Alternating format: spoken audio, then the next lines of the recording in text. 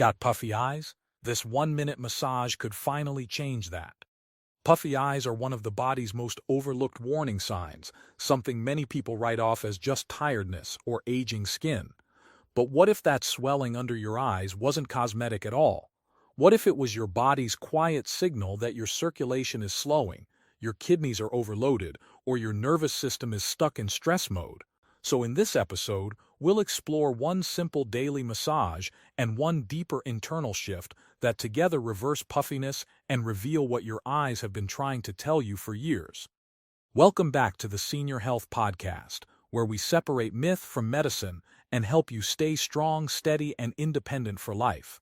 Today, we're taking a close look at how the eyes reflect your internal health and how ignoring those subtle signs can speed up aging far faster than you think.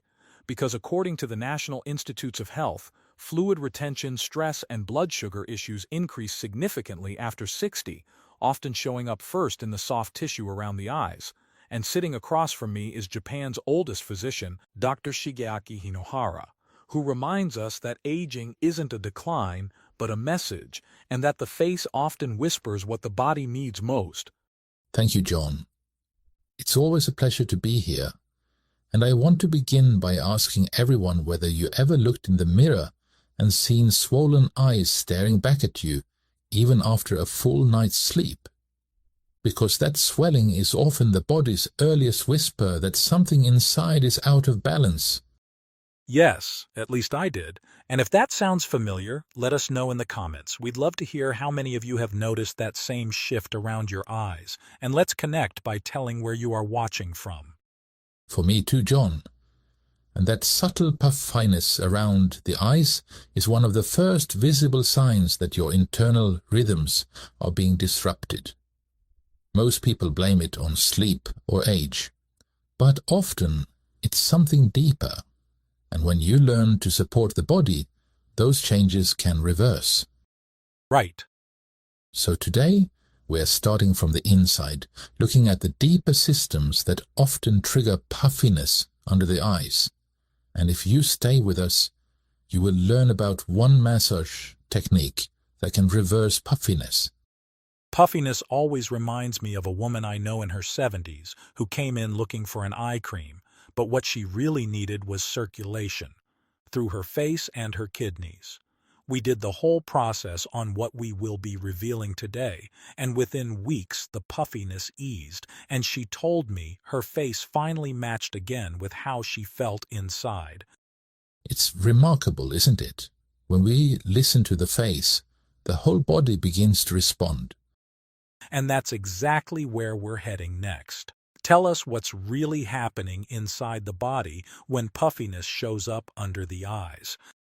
Most people think of puffiness as something that happens on the surface. But the body never works in isolation. What you see beneath the eyes is the result of signals far deeper.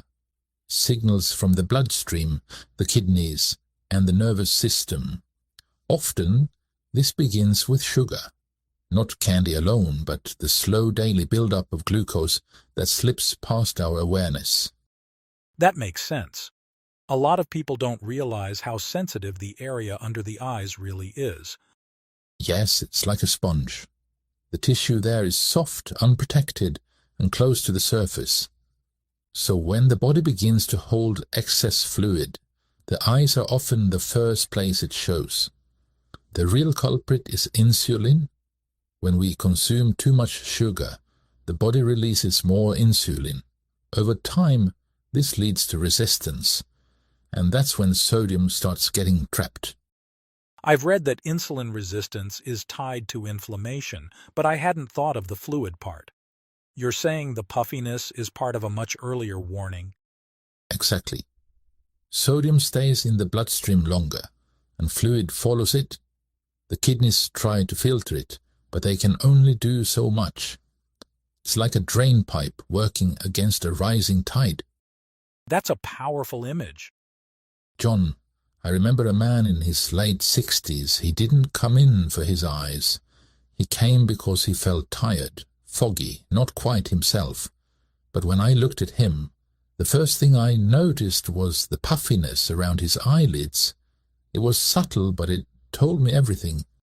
It's amazing how the face tells the story before the words do, right? Yes, once he shifted away from processed carbs. His kidneys lightened, his blood pressure softened, and his face changed gradually, and over a few weeks, the swelling eased. That's beautiful. The body holds so much, not just physically, but emotionally.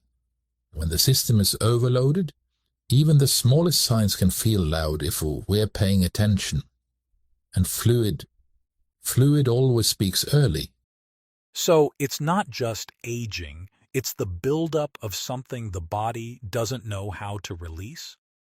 Yes, and in that build-up the eyes become messengers. They're not trying to look tired. They're trying to be heard. And the sooner we listen, the more gently we can help the body restore balance. What I find so fascinating is how something like sugar, which we think of as fuel, ends up becoming a burden, and the symptoms feel small, until one day they're not. What happens when the body starts to rebalance? Is there a way to help that process along naturally? When the body begins to rebalance, the first thing it seeks is harmony between minerals. Potassium is the quiet partner that often goes missing. Without it, the cells hold sodium too tightly, and the fluid lingers where it should not. Many seniors do not realize how easily potassium becomes depleted with years of high carb eating. The eyes become the first place where that loss makes itself known. I see this often in my clinic. People think they are tired, but it is their cells asking for balance. When potassium returns through food, something soft begins to happen inside the body. The vessels relax, the kidneys filter with less strain, and the fluid has somewhere to go again. It is not dramatic. It is more like a gentle untying of a knot that has sat there for years. That feels so different from the quick fixes people reach for. It sounds like the body prefers slow restoration over sudden change. It does. The body has its own pace and its own wisdom. When we match that pace, healing feels natural instead of forced. It's comforting to hear that. One woman told me her face felt lighter after 2 weeks of eating more vegetables rich in potassium. She said it felt as if someone turned down the noise inside her head. And in her reflection, she saw a softness she had not seen in years. That's such a meaningful change. It reminded me that the face often clears when the inside ear feels supported. When the kidneys stop struggling, the eyes brighten. When the blood moves more freely, the puffiness loses its grip. These are signs of internal peace, not vanity. I love that perspective. The interesting part is how consistent the results become when people give their bodies enough potassium. Their mornings feel different, their thoughts feel clearer, and their eyes begin to show the ease they have been missing. It is a reminder that small nutrients can influence how we meet the day. It can change the very way someone carries their face. It can even change how they speak about themselves. That's beautifully said.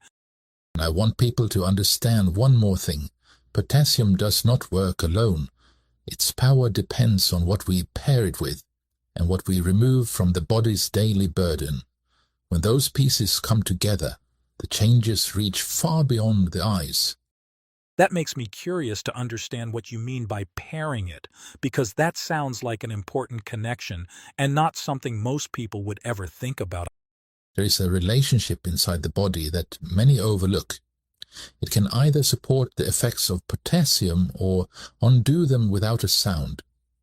And when we reveal it, many people finally understand why their puffiness never seemed to improve.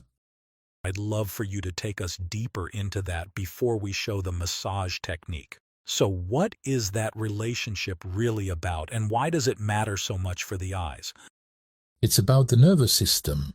When we live in stress for too long, the body begins to grip everything.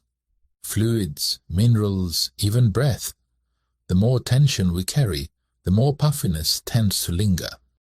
That fits so well with what I see. Patients who are constantly wired or anxious often have the most stubborn swelling around the eyes. Stress activates the sympathetic system, which in turn raises a hormone called renin. Renin holds sodium tightly in the body, which means potassium cannot do its work. Even with the best diet, if the body remains in stress mode, the fluid stays locked in. So, in a way, the body is protecting itself, but the cost is heaviness. Yes, it's trying to stabilize you, but that safety comes with a price. It begins with puffiness, but over time it can affect clarity, digestion, even how we sleep. It's like a quiet storm brewing under the surface. Most people don't even notice how long they've been carrying it. This is why external practices matter so deeply. They remind the nervous system that it is safe to release.